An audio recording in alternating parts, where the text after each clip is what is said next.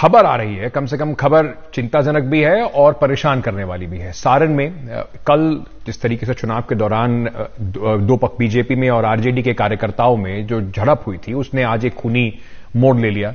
कल हुई हिंसा में एक व्यक्ति की मौत हो गई है, जबकि 2 लोग घायल हो गए। सारण में आरजेडी उम्मीदवार और आरजेडी नेता रोहिणी आचार्य घायलों से मिलने आज पहुंची। हिंसा के बाद पूरे इलाके में तनाव है और पुलिस का भारी बंदोबस्त वहां पर लगाया गया है। कई बड़े अधिकारी वहां पर कैंप कर रहे हैं।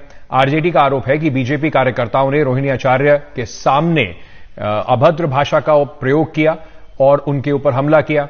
सुबह चाय पीने आए आरजेडी समर्थकों के साथ हिंसा हुई। गोलीबारी में एक समर्थक की मौत हो गई और 2 अभी भी घायल हैं। आपको बताते हैं कि कुल मिलाकर ये जो पूरा जो हिंसा है उसको लेकर एसपी गौरव मंगला ने क्या कुछ बताया है। यहाँ पर कल एक विवाद हुआ था, 2 पार्टी जो है बीजेपी के वर्कर्स के बीच में कैंडिडेट की उपस्थिति में विवाद हुआ था। उसी की प्रतिक्रिया में आज कुछ व्यक्तियों के द्वारा कुछ लोगों को गोली मारी गई। इसमें 3 व्यक्तियों को गोली लगी है, जिसमें से एक की मृत्यु हुई है। एक अन्य व्यक्ति को पटना रेफर किया गया है एवं एक अन्य व्यक्ति सेफ है। इसमें पुलिस जो भी यहाँ पे घटना कारित किए हैं उनको आइडेंटिफाई करके अरेस्ट करने का प्रयास कर रही है। रोहिणी आचार्य जो आरजेडी की वहां से कैंडिडेट भी हैं, उन्होंने क्या कहा इस पूरे मामले पर, आपको सुनवाते हैं।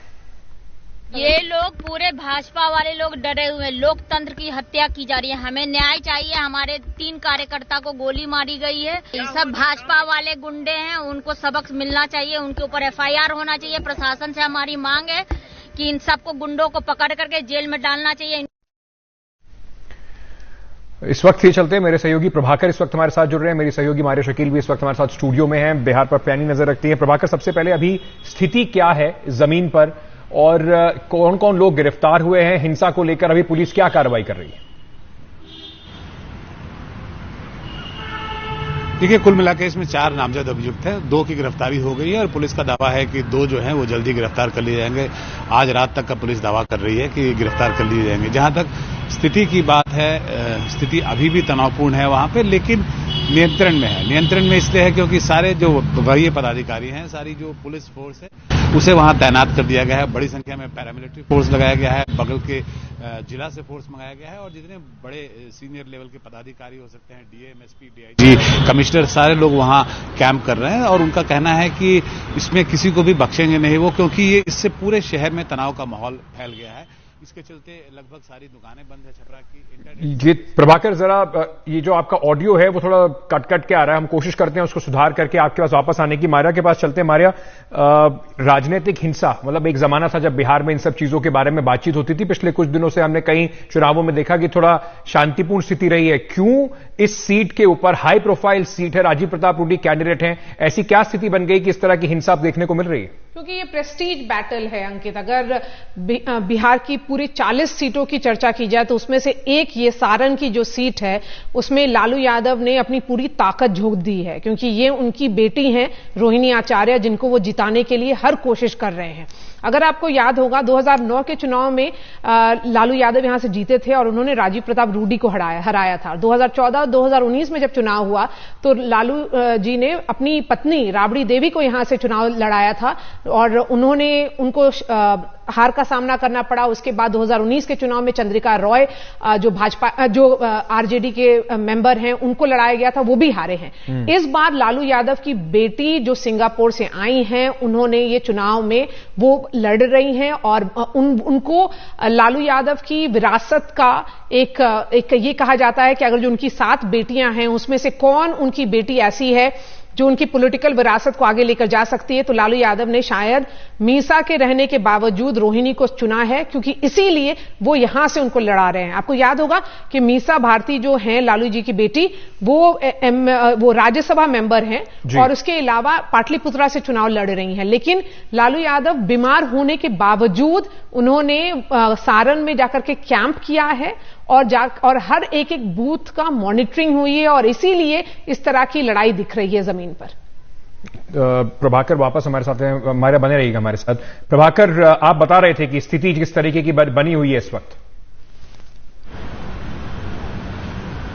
जी, शायद तकनीकी कारण से आप पूरी बात हमारी सुन नहीं पाए, तो मैं आपको एक बार फिर से बता दूं कि थोड़ी स्थिति वहां अभी भी तनावपूर्ण है। बड़ी संख्या में पुलिस बल को तैनात किया गया है, पैरामिलिट्री को तैनात किया गया है, जो जितने वरीय पदाधिकारी हैं वो वहां मौजूद हैं।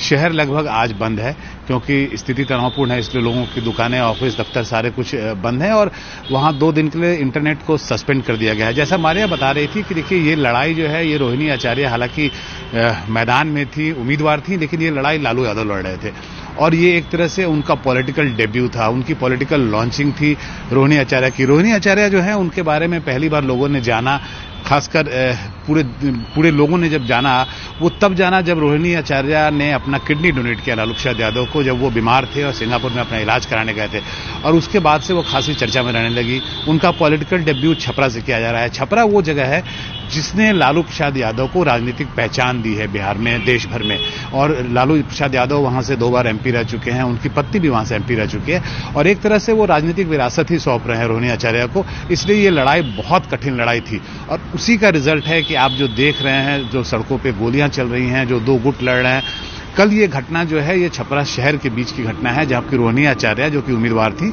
वो निकली थी चुनाव के वक्त, वोटिंग के वक्त, और वो वोटिंग के वक्त जैसे उम्मीदवार जो है वो दौरे करते हैं, हर बूथ पे जाते हैं देखने के लिए कि वहां स्थिति ठीक है कि नहीं, सब कुछ नियंत्रण में है कि नहीं। रोहिणी आचार्य भी वहां पे गई थी। ये भिखारी ठाकुर चौराहा है छपरा शहर का। यहां जब गई तो बीजेपी वालों ने उनके खिलाफ नारे लगाए और उनको बोला कि आप वहां से वापस जाएं, क्योंकि उनका आरोप ये था कि रोहिणी आचार्य अपने कार्यकर्ताओं को वहां मदद कर रही है बूथ कब्जा करवाने में। हालांकि इस बात में कितनी सच्चाई है इसकी हम पुष्टि नहीं कर सकते क्योंकि हम वहां मौजूद नहीं थे, लेकिन ऐसा बीजेपी का आरोप है।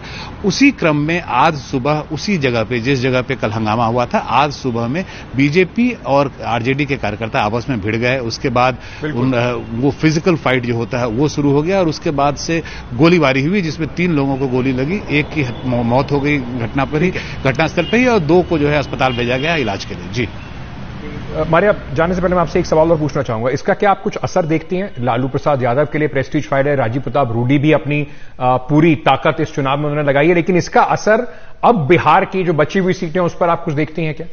जी, आरजेडी जिस तरह से इस बार का चुनाव लड़ रही है, क्योंकि आरजेडी जो इंडिया ब्लॉक है उसका सबसे अहम हिस्सा है, जिस तरह से समाजवादी पार्टी समझिए चुनाव लड़ रही है, कांग्रेस बी प्लेयर है उत्तर प्रदेश में, उसी तरह से आरजेडी मेन प्लेयर है और जो कांग्रेस है या फिर सीपीआईएमएल है वो सब 2nd और 3rd रंग प्लेयर है इस इंडिया ब्लॉक के बिहार में।